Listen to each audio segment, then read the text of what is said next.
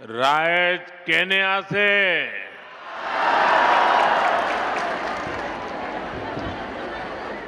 आपना लुकोलोय मोर आंतरिक मोरम आरु श्रद्धा जाजिसो असम के गवर्नर लक्ष्मण प्रसाद आचार्य जी, मुख्यमंत्री हेमंता बिस्वा शर्मा जी, केंद्र में मेरे सहयोगी और यहीं के आपके प्रतिनिधि असम के पूर्व मुख्यमंत्री सर्बानंद सोनोवाल जी, असम सरकार के मंत्रीगण, सांसद, विधायक, अन्य महानुभाव और विशाल संख्या में आए हुए हम सबको आशीर्वाद देने के लिए आए हुए मेरे सभी भाई और बहनों, जितने लोग पंडाल में हैं उससे ज्यादा मुझे वहां बाहर दिखते हैं।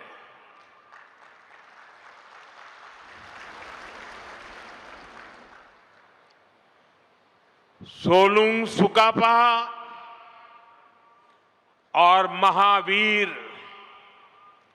लसित बोरफुकन जैसे वीरों की ये धरती, भीमबर देवरी,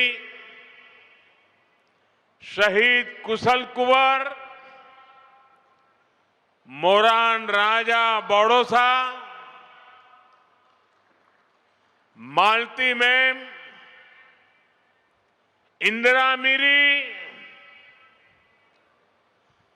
स्वर्गदेव सर्बानंद सिंह और वीरांगना सती साधनी की ये भूमि मैं उजनी असम की इस महान मिट्टी को श्रद्धापूर्वक नमन करता हूं।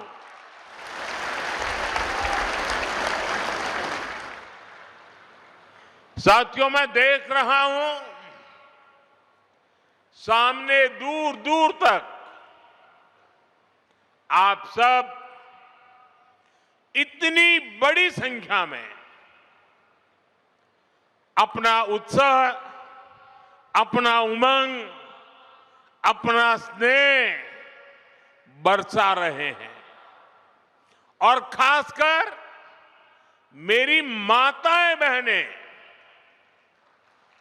इतनी विशाल संख्या में आप जो प्यार और आशीर्वाद लेकर आई हैं, ये हमारी सबसे बड़ी शक्ति है, सबसे बड़ी ऊर्जा है, एक अद्भुत अनुभूति है। मेरी बहुत सी बहनें असम के चाय बागानों की खुशबू लेकर यहां उपस्थित है। चाय की ये खुशबू मेरे और असम के रिश्तों में एक अलग ही एहसास पैदा करती है। मैं आप सभी को प्रणाम करता हूं। इस स्नेह और प्यार के लिए मैं हृदय से आप सबका आभार व्यक्त करता हूं। साथियों, आज असम और पूरे नॉर्थ ईस्ट के लिए बहुत बड़ा दिन है। नामरूप और डिब्रूगढ़ को लंबे समय से जिसका इंतजार था, वो सपना भी आज पूरा हो रहा है। आज इस पूरे इलाके में औद्योगिक प्रगति का नया अध्याय शुरू हो रहा है। थोड़ी देर पहले मैंने यहां अमोनिया यूरिया फर्टिलाइजर प्लांट का भूमि पूजन किया है। डिब्रूगढ़ आने से पहले गुवाहाटी में एयरपोर्ट के एक टर्मिनल का उद्घाटन भी हुआ है। आज हर कोई कह रहा है असम विकास की एक नई रफ्तार पकड़ चुका है। मैं आपको बताना चाहता हूं, अभी आप जो देख रहे हैं, जो अनुभव कर रहे हैं, ये तो एक शुरुआत है। हमें तो असम को बहुत आगे लेकर के जाना है। आप सबको साथ लेकर के आगे बढ़ना है।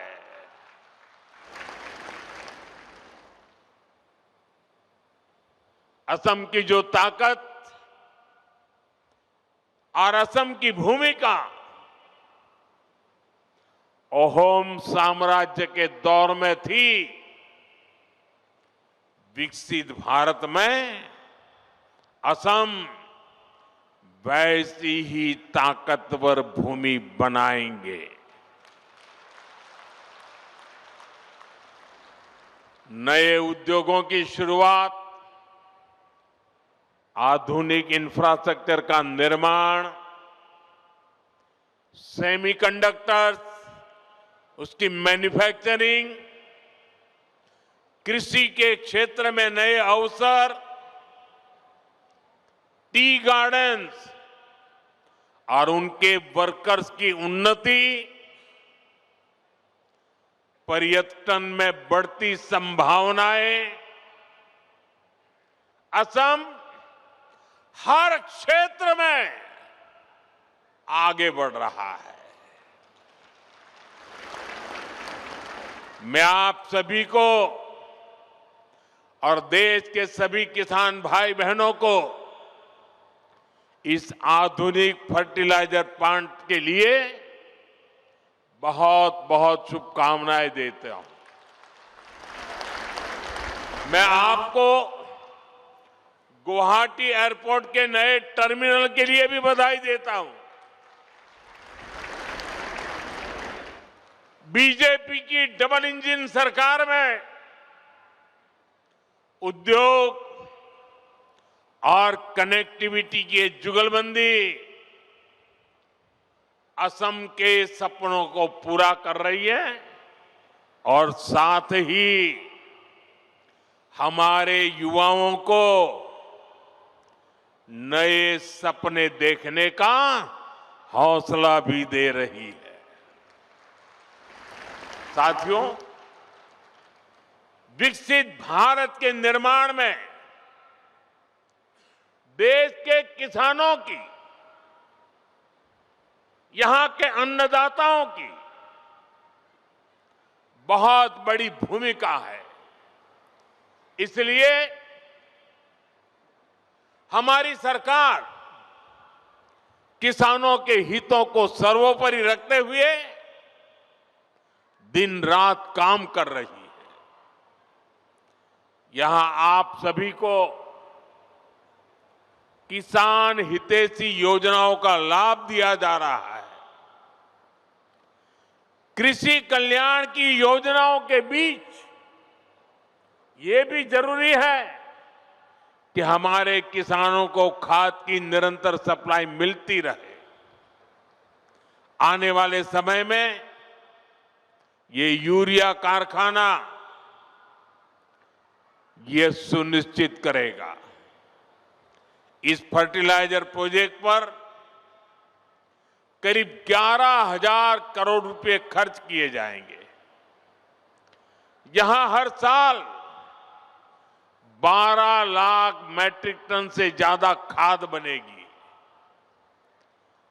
जब उत्पादन यही होगा तो सप्लाई तेज होगी, लॉजिस्टिक का खर्चा घटेगा। साथियों, नाम रूप की ये यूनिट रोजगार, स्वरोजगार के हजारों नए अवसर भी बनाएगी। प्लांट के शुरू होते ही अनेकों लोगों को यहीं पर स्थायी नौकरी भी मिलेगी। इसके अलावा जो काम प्लांट के साथ जुड़ा होता है, मरम्मत हो, सप्लाई हो, कंस्ट्रक्शन का बहुत बड़ी मात्रा में काम होगा, यानी अनेक काम होते हैं। इन सब में भी यहां के स्थानीय लोगों को और खास करके मेरे नौजवानों को रोजगार मिलेगा। लेकिन भाइयों बहनों, आप सोचिए, किसानों के कल्याण के लिए काम बीजेपी सरकार आने के बाद ही क्यों हो रहा है? हमारा नामरूप तो दशकों से खाद्य उत्पादन का केंद्र था। एक समय था जब यहां बनी खाद से नॉर्थ ईस्ट के खेतों को ताकत मिलती थी, किसानों की फसलों को सहारा मिलता था। जब देश के कई हिस्सों में खाद की आपूर्ति चुनौती बनी, तब भी नामरूप किसानों के लिए उम्मीद बना रहा। लेकिन पुराने कारखानों की टेक्नोलॉजी के समय के साथ पुरानी होती गई और कांग्रेस की सरकारों ने कोई ध्यान नहीं दिया।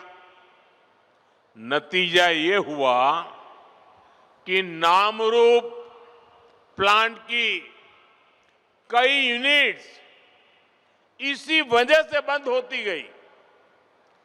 पूरे नॉर्थ ईस्ट के किसान परेशान होते रहे, देश के किसानों को भी तकलीफ हुई, उनकी आमदनी पर चोट पड़ती रही, खेती में तकलीफें बढ़ती गई। लेकिन कांग्रेस वालों ने इस समस्या का कोई हल ही नहीं निकाला, वो अपनी मस्ती में ही रहे।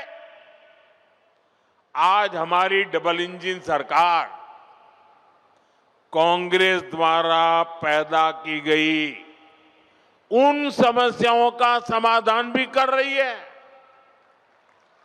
साथियों, असम की तरह ही देश के दूसरे राज्यों में भी खाद की कितनी ही फैक्ट्रियां बंद हो गई थी। आप याद करिए, तब किसानों के क्या हालत थे। यूरिया के लिए किसानों को लाइनों में लगना पड़ता था, यूरिया की दुकानों पर पुलिस लगानी पड़ती थी।